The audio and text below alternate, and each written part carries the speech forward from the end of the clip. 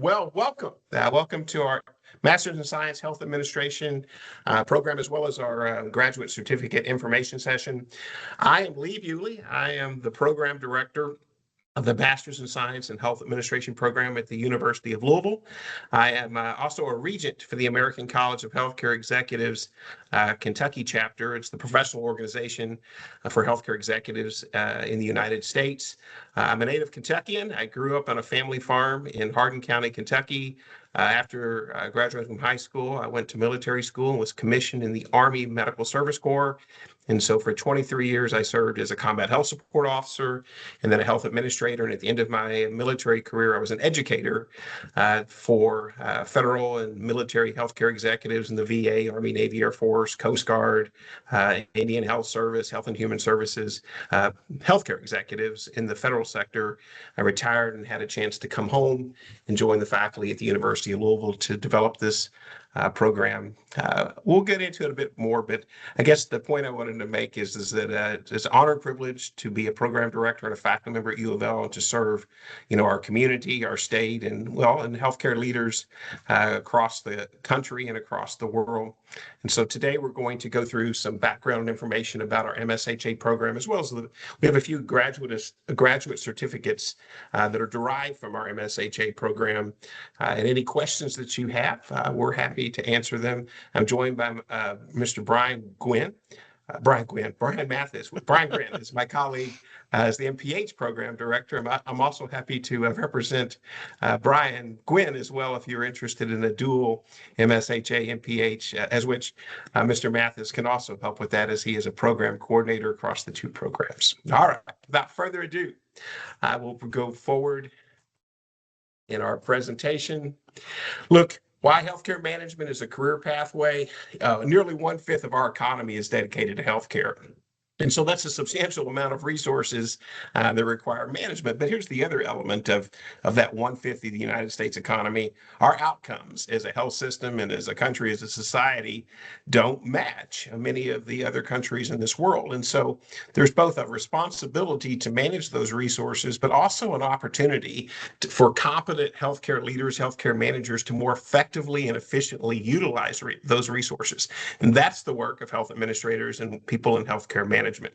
Look, when in terms of a career, the Bureau of Labor Statistics, holds that the median healthcare manager salary is $118,000 a year. Look, that's the median. You don't immediately graduate from a program and go directly to 118. You may come close, but over the course of a normal career, early careers, mid careers, and senior careers, the current median income is by far substantial and meaningful to provide for yourself and to provide for your family and to have a comfortable retirement. And we continue to grow roles in healthcare management positions, planning, organizing, leading healthcare organizations. Look, when we see the future of healthcare management, there's a few perspectives. Number one, particularly coming out of the pandemic, particularly in terms of how our society utilizes healthcare resources, is that we need to take a population health management perspective. We look at populations. When we say a population, it could be the whole population of the United States. It could be the population of the metropolitan Louisville area, the state of Kentucky, state of Indiana, California. Is that how do we manage the health of those people? Because there is an interactive effect of healthcare and healthcare utilization among people in society. We need to be able to understand how we use financial resources, either a value-based healthcare reimbursement, how the federal government, how employers who often provide much of the healthcare financing through employer-based insurance, what are their perspectives and what partnerships or opportunities are they looking for to control cost of healthcare?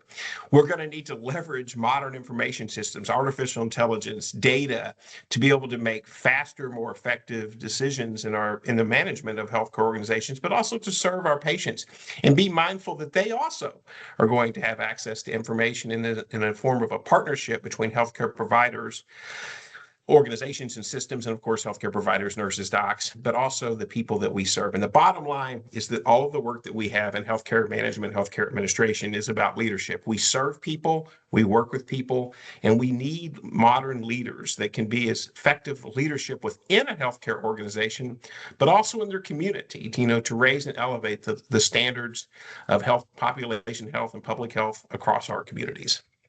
All right. I'm not going to go through all of the roles that a healthcare administrator might serve, but across the healthcare system, anywhere that you see a healthcare organization that has patients, beneficiaries, customers, involves managing a budget, the marketing, the finance, the strategic management, the operations of a healthcare organization, hospitals and health systems, the federal, state, local governments, medical logistics, health insurance, managed care.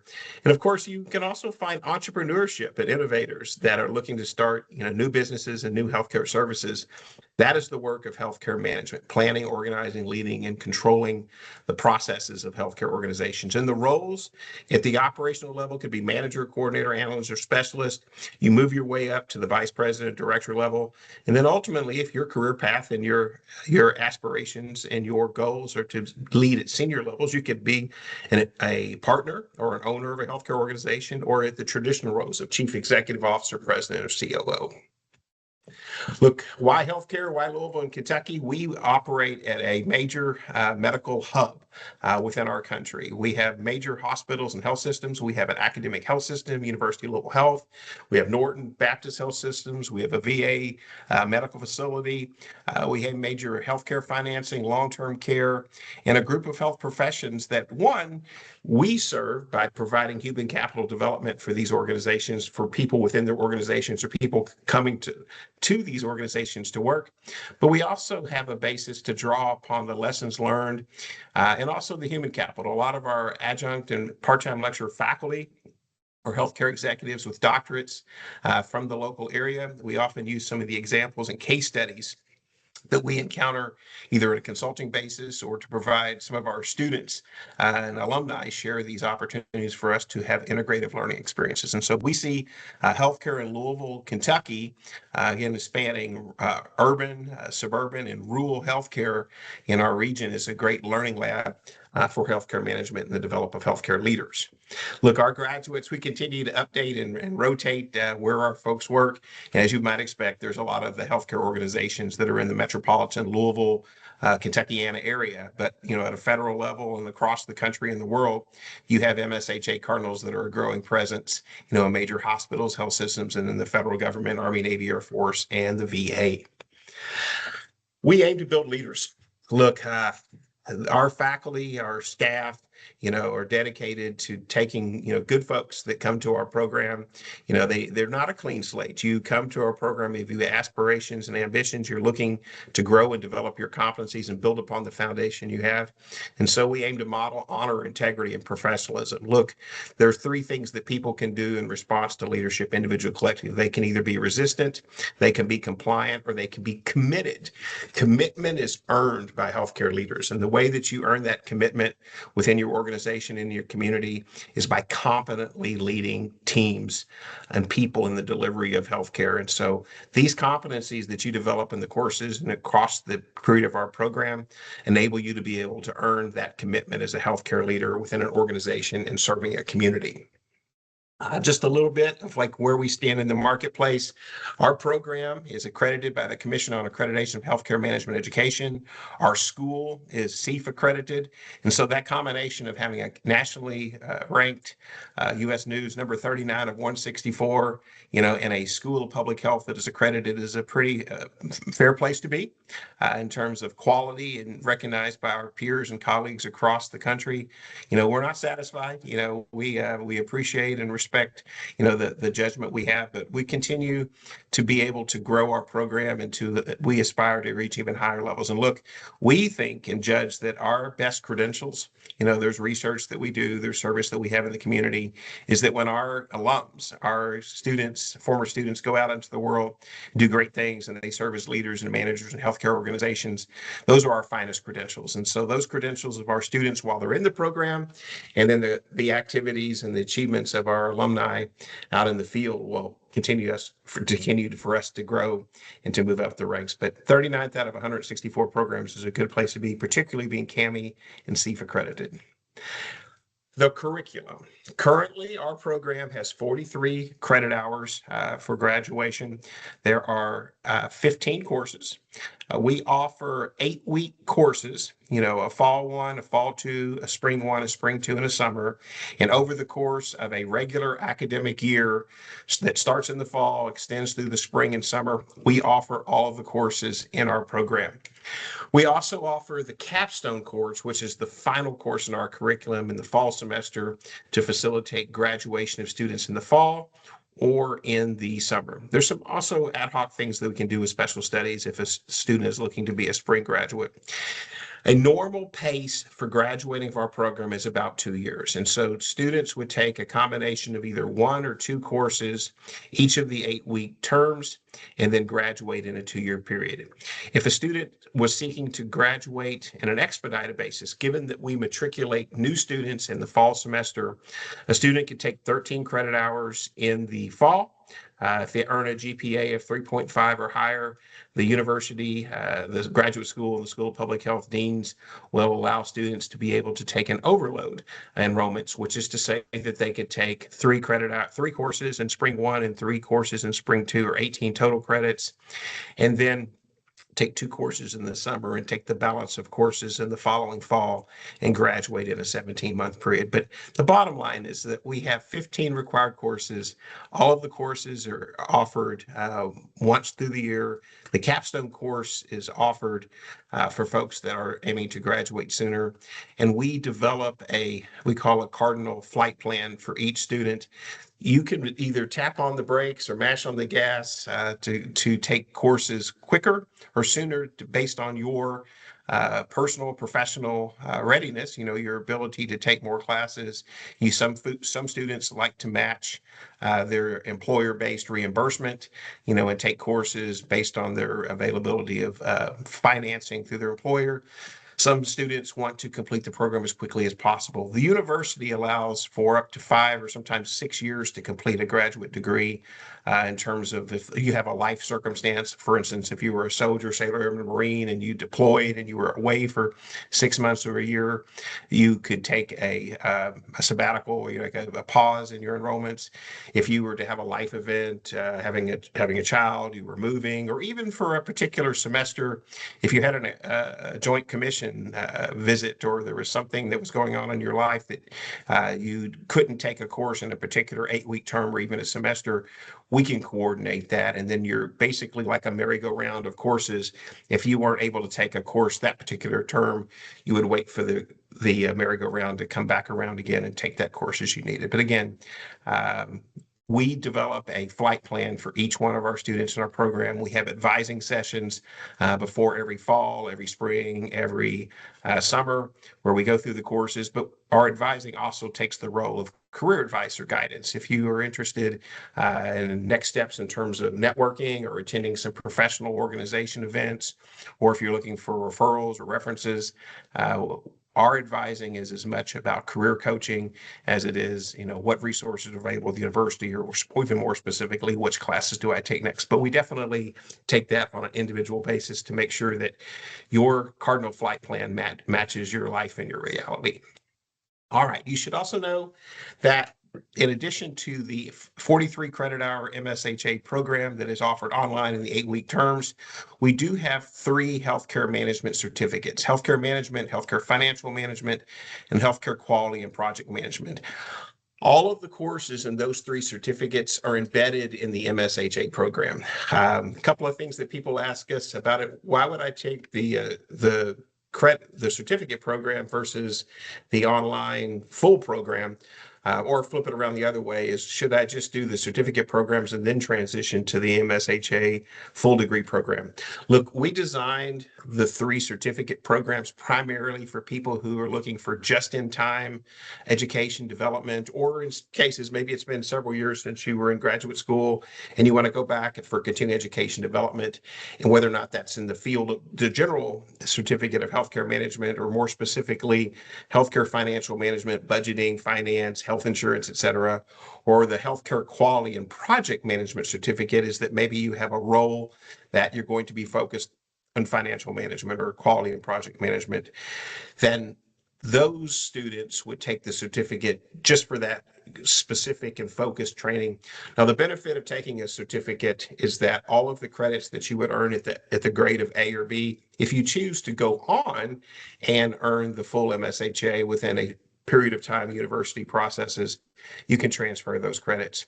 And then one final question is students say is, hey, look, if I do the MSHA full degree program, do I also get the certificates? No, you don't. It's a separate application for each of the certificates in the degree. But the other part of it is if you graduate from a CAHME accredited MSHA program, you don't need the certificates. That degree and the credentials that you would earn there in the development is sufficient. But again, each student has their own pathway, and we're happy to work through it with you to map out a plan that makes sense. All right, a couple of program highlights. Look, we are very strongly tied to the professional organization, the American College of Healthcare Executives, both at the national level and our state chapter.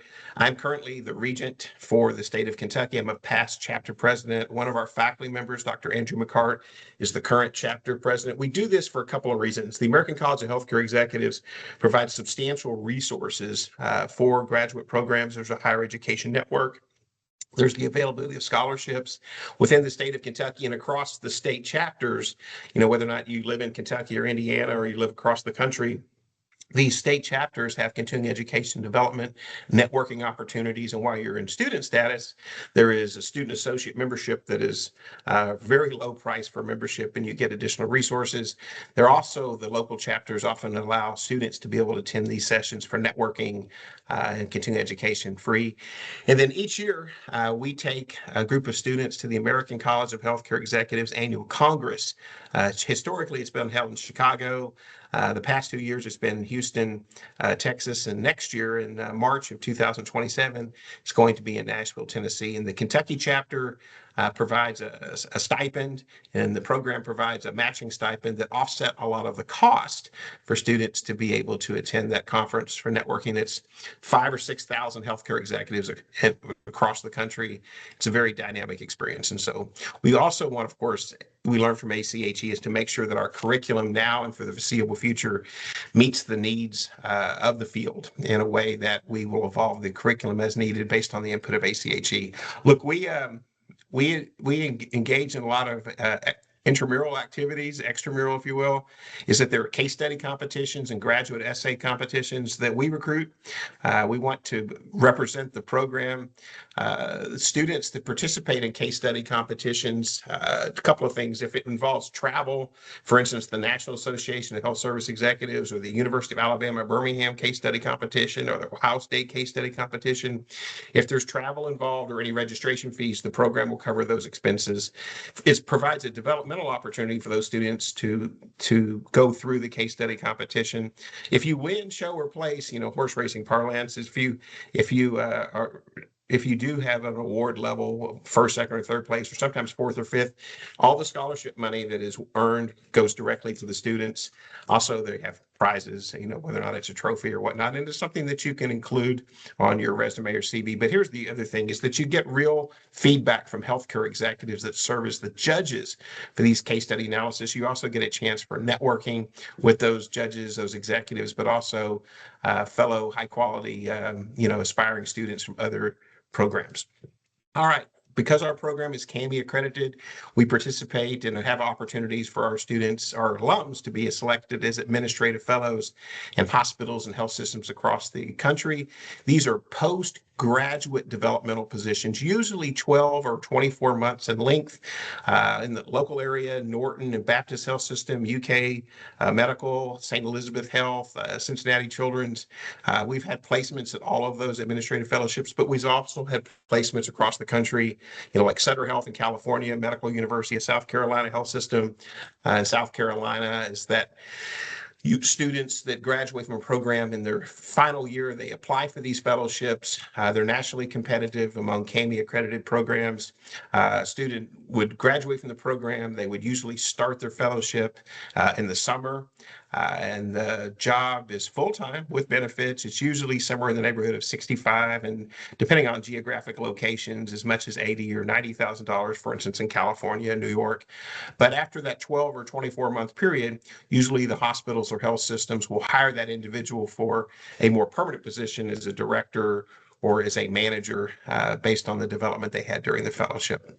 Look, we have a number of faculty that are doctorally educated, board certified healthcare executives. We have executive in residence, former chief medical officer of Kindred Healthcare. We're very strongly tied with the Commission on Accreditation of Healthcare Management Education. I am a CAHME fellow, and also AUPHA provides resources and scholarships, competitively on a national basis. We have 8-week courses that is intended to provide flexibility for working professionals to be able to, again, tap on the brakes, mash on the gas as needed, which is to say you could take 0, 1, 2, or 3 courses in an 8-week term, with coordination. And we're currently in the process of updating our curriculum and our content, making sure that all of our TED Talks are the content that we have from our faculty, and focus on elements of artificial intelligence as a matter of enhanced decision-making and analysis. And so for those folks that will start in the fall, you will see some updated, refreshed courses that are, again, also intended to provide national rankings and advancement of our students. All right. I said our students are our top credentials. Look, our students won the STOL essay contest in 2020. They won a national scholarship in 2023, national finalists, semifinalists, quarterfinalists, and then administrative fellows that our Cardinals, they soar. We do well in AP and Associated Press rankings and with our sports teams, but our MSHA Cardinals, we look to have similar levels of achievement. All right, so we have a QR code there if you want to attain additional information. There's my email address. The Director of Student Recruitment, Ms. Deepti Jain, is also a key point, and Mr. Brian Mathis is here on the call. I can answer any questions, or you can provide follow-up. A couple of points on the application deadlines. With backwards planning, we matriculate students in August. And so students start the program the second or third week of August. We need to be sure that we have everyone that is going to be admitted to that cohort. We need to know that by the early week of August. And so we set July 1st as the application deadline. As admissions packets come in, we don't sit on them. We take a full admissions packet. We arrange for the interviews for prospective students with our admissions committee. It's usually 2 faculty members, myself, one of the other faculty, and we're looking for fit. And so we look at your GPA, you look at your transcripts, your resume, your letter of introduction. And the letter of introduction is really about a 1-page statement of your why. Like, how does this master's degree in health administration fit in your life career goals? And so that interview also gives you a chance to be able to ask questions before you commit. And so when I say July 1st, that is our deadline. We can provide ad hoc extension if someone has started submitting the materials for admission, before that July 1st deadline. We give them some time to complete the record so that we can conduct those interviews in July and be able to finalize the decision. I'm going to close out, folks, and open up the floor for administrations. We think we have a great program. We have a great spirit here. We have students, it's online, but we often put out Cardinal gatherings in the local Louisville area for students that are in the region. We have that national meeting at the American College of Healthcare Executives that is going to be in Nashville next year. And then, of course, that same spirit and when you look across the country, there's over 100,000 University of Louisville alumni. Now, they're not all MSHA alumni, but they have that Cardinal spirit and they have those connections. And so we're looking to grow and build our community. This institution that was founded in 1798. And if you see up there in the top right-hand corner, that's the future home of the School of Public Health and Information Sciences and MSHA. It's a new science center building, health science center building downtown Louisville. All right, folks, I'm going to close out this session of presentation and open up the floor for any questions that you may have. You can either type it in the chat box, or you can take your microphone off mute and just ask me directly.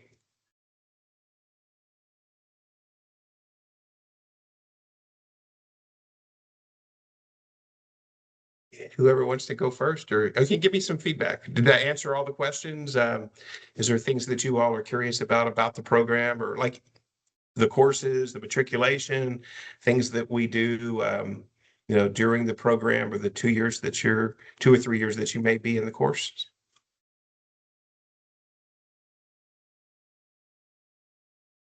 All right. Brian, have I missed anything? Is there things that we usually cover? Something questions that you've had asked that No, folks might be sir. interested in? I think you've covered everything. I dropped my email and contact information in the chat for anybody that has questions down the road. Um, so yeah, no, I think you pretty much covered everything that we normally do. All right. Well, I can't help it. I'll just put myself in your shoes. Look, your academic advisor, we have a program coordinator. The faculty of our program also serve as your academic advisor. I told you that myself, I'm a former health administrator and a professor. And so I can teach you both the academic perspective, provide job coaching. I also think about if you're looking for scholarships, there are some scholarships that the university or the graduate school has. Every time that we get an opportunity to compete in a scholarship from our accrediting body, CAHME, ACHE, the Kentucky Hospital Association, the Association of University Programs of Health Administration, the local community, we shoot out those opportunities. Myself, Dr. McCart, we often write a lot of letters of recommendation to support student applications for scholarships. Um, Again, when you compete in case study competitions or the essay contest and you win or you receive prize money, you get all of the prize money. Um, I'm also thinking a lot of folks have employer sponsored health benefits that they use to coordinate uh, the finance of their education. Usually the bursar's office coordinates those activities. Uh, the courses are online. We use Blackboard Ultra. I don't want to scare you away. There was a Canvas issue, but that's the state of the way things are. We aim to provide flexibility. Our courses are online, but 98, 99% of our activities are asynchronous, which means that during the course of a week, and our weeks are Monday through Sunday, is that you'll have materials that you'll read, you'll have videos to watch, you'll have some type of discussion board activity, you may have an assignment or a quiz or an exam. You will not directly meet together as a whole class. We literally have students that could be all across the world. There was a student that we recently had that was in Antarctica, and when I talked to him today, it was already tomorrow his time. But if we ever have, there are a few occasions where you have synchronous sessions, and usually that's one-on-one with an individual student. For instance, in our leadership seminar, we have a practice executive interview. And so we don't have everybody in the class show up and do practice executive interviews, but rather the student will contact myself as the professor, and we set up a 15 or 30-minute time on Microsoft Teams to have a practice interview. And then there's a couple of occasions where groups of students might have a group project, and you find time that the group can come together and they can either record a presentation or they can coordinate with the faculty member at a time that's convenient to everyone in the group and the faculty member to make that presentation on Microsoft Teams. But you will not have an occasion where the whole class meets at the same time at one time. There are a few occasions where a faculty member will have a voluntary or optional lab. For instance, like in the statistics course, I know Jake Basham will have a session. If folks want to learn how to use Microsoft Excel for their statistics, he might have a session that he will record for folks that are unable to attend, but that is strictly voluntary. There's no mandatory must attend at a particular time for the whole class. Okay. I'm not quite an auctioneer, but I don't want to say going once, going twice. But is there any questions that you all have, or any things that you're curious about? Well, I will say this We got again. one typing. Oh, one type. Okay, very good. I was going to say that in the event that you think of a question, now or in the coming weeks, you can email myself or Mr. Mathis directly, and we'll get right back to you within the same time. Okay, I'm checking the chat messages.